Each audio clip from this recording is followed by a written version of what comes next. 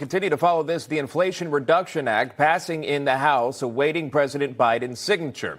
That bill does a lot of things. One, it aims to lower prescription drug costs. It addresses global climate changes, raises taxes on certain individuals and corporations, also reducing the deficit long term, and more. We'll break that down. Joining us to discuss is Executive Vice President at the National Taxpayers Union, Brandon Arnold. Brandon, thanks so much for taking the time.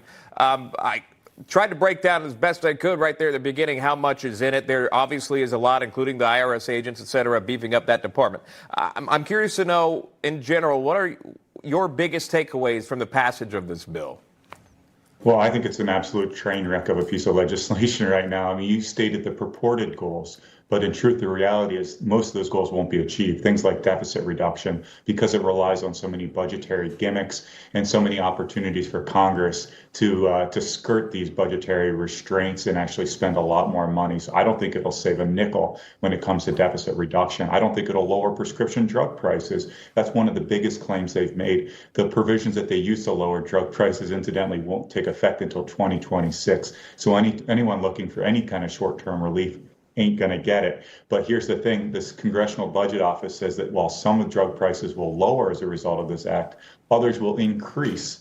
It's actually going to increase the price of certain drugs. So this provision, I think, is a real mess, as is the vast majority of this bill, including the IRS provisions that you allude to. Yeah, and I'll get to that in a minute. I want to stick to the Inflation Reduction Act, just the name of it. As we know that the CBO, nonpartisan analysts say it's going to do little to no effect on the inflation.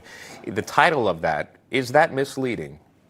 It is 100% misleading. The Penn-Wharton budget model, the Congressional Budget Office, even Bernie Sanders have all said this bill will not lower inflation, particularly in the short term.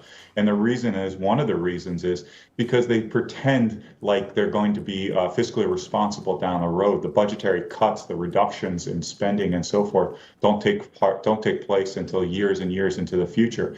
This increased spending takes place immediately. So you see things like an electric vehicle tax credit that's going to take place right out the gate, higher subsidies for Obamacare, tens of billions of dollars going out the door there. All of these these green tax credits, those are going to take place very quickly. That's going to flood the economy with more dollars. We all know it's already overheated in a lot of senses. And that's why we have this incredible inflation that's hitting historic highs, decades and decades highs. So that will continue under this act, and we won't get any of the deficit reduction, any of the inflation reduction, if it ever occurs, for years and years.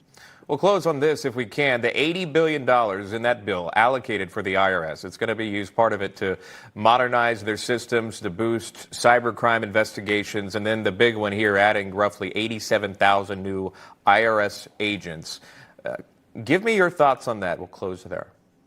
Yeah, this is tremendously problematic. And of course, they're claiming that these provisions are only going to affect large corporations and the wealthiest of Americans. That's not true. During consideration of this bill, Senator Crapo from Idaho introduced an amendment saying, okay, we're going to put this into the text of the bill that you cannot increase audits for people making $400,000 or less. And every single Democrat voted no on that. So therefore, it was not included in the bill. And the Congressional Budget Office said, had it been included, that they would have it would have had a $20 billion budgetary impact. It would have reduced the amount of money they would have gotten out of taxpayers by $20 billion.